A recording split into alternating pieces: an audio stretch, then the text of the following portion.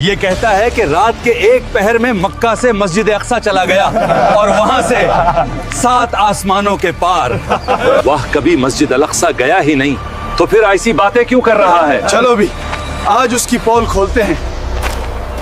جب محمد رسول اللہ صلی اللہ علیہ وسلم میں راج سے لوٹ کر مکہ کی زمین پر آئے تو انہوں نے کچھ چھپایا نہیں، کچھ گھمایا نہیں، کچھ بڑھایا نہیں، جو دیکھا سچ سچ بتا دیا۔ انہوں نے کہا، مجھے ایک ہی رات میں مسجد حرام سے مسجد اقصی لے جایا گیا، پھر آسمانوں میں بلایا گیا۔ بس اتنا کہنا تھا کہ مکہ کے مشرک ہنس پڑے۔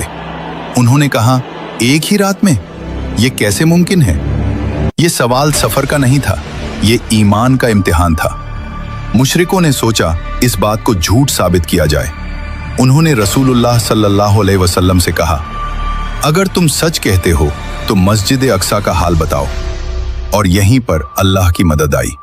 رسول اللہ صلی اللہ علیہ وسلم فرماتے ہیں، اللہ نے مسجد اقصی کو میری آنکھوں کے سامنے کر دیا۔ اور پھر رسول اللہ صلی اللہ علیہ وسلم فرماتے ہیں، اس کی ایک ایک نشانی بتاتے چلے گئے، دروازے، کھمبے، بناوٹ۔ یہ کوئی انومان نہیں تھا، یہ کوئی یادداشت کا کھیل نہیں تھا، یہ اللہ کی طرف سے ڈائریکٹ ایکسپوجر تھا۔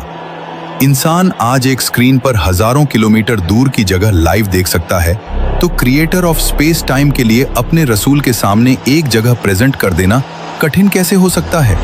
یہ سائنس نہیں، سائنس سے اوپر کی بات ہے۔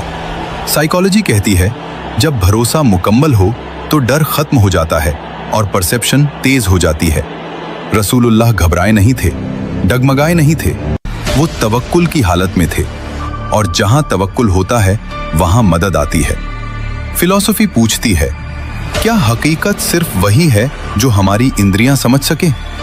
اس واقعے نے جواب دے دیا، حقیقت ہیومن لمٹ سے بڑی ہے۔ اور پھر مشرک ابو بکر رضی اللہ عنہ کے پاس پہنچے۔ انہوں نے کہا، کیا تم جانتے ہو تمہارا ساتھی کیا کہہ رہا ہے؟ ابو بکر رضی اللہ عنہ نے پوچھا، کیا یہ بات انہوں نے کہی ہے؟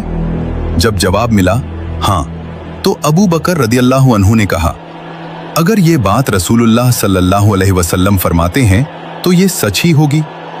یہیں سے انہیں کہا گیا الصدیق۔ یہ واقعہ ہمیں یہ نہیں سکھاتا کہ سب کچھ دیکھنا ضروری ہے، یہ سکھاتا ہے کہ کس پر یقین کیا جائے۔